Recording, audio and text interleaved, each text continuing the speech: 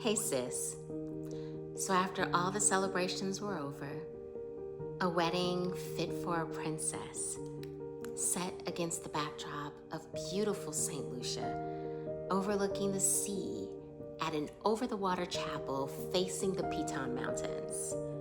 It was then that I realized that this was not just a love story about Julian and me. It wasn't just about my husband and my Boaz. It was also a love story about how the Father never gave up on me.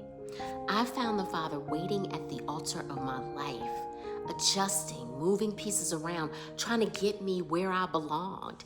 He was relentless in his love for me. He chased me down and wouldn't let me settle for less than his absolute best for me.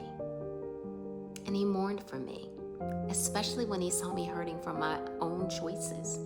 He protected me from myself and from the men who meant me no good. And he even hardened hearts against me to move the most toxic of the men I dated out of my life. Now, I know that's a hard truth, but my God was determined not to allow me to lose myself or my testimony to my own impatience or the impulses of my lack of self-worth. You know, there's a story in scripture where Jacob held on to the Lord and refused to let him go until he blessed him.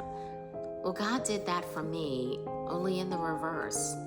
He refused to let me go until I let him take the wheel of my life so he could bless me.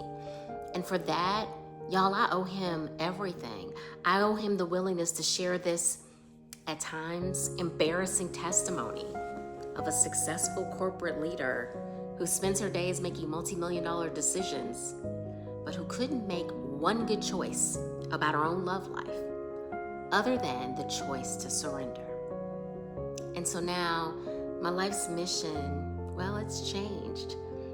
I thought I was called to ensure that my children don't repeat the cycle of divorce and brokenness in their own lives. You know, I didn't want the curse to take hold in our family for generations.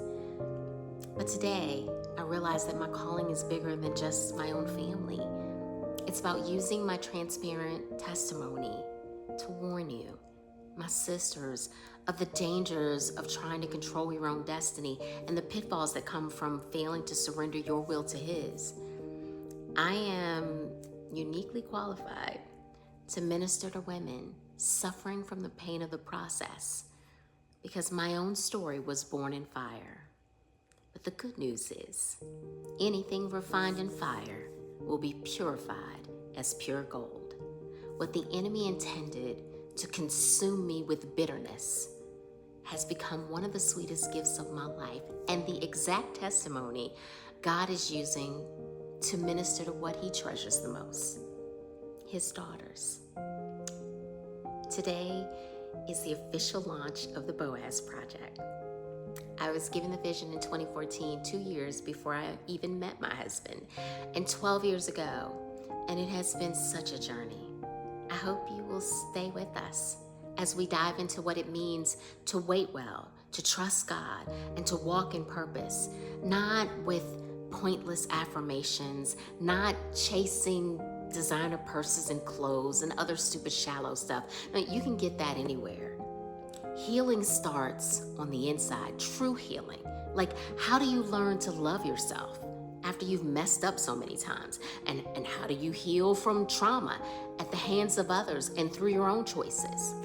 How do you wait well, see surrender as self-care, and prepare for what God has for you? And above all, how do you experience a closeness with the Father that changes your life? The answers to these questions, and so much more, is where this community is headed. So you know what to do. You can purchase the Boaz Project today on Amazon. You can like this post, share it with someone who needs it. Join our community. We see you. The Father loves you, and so do I.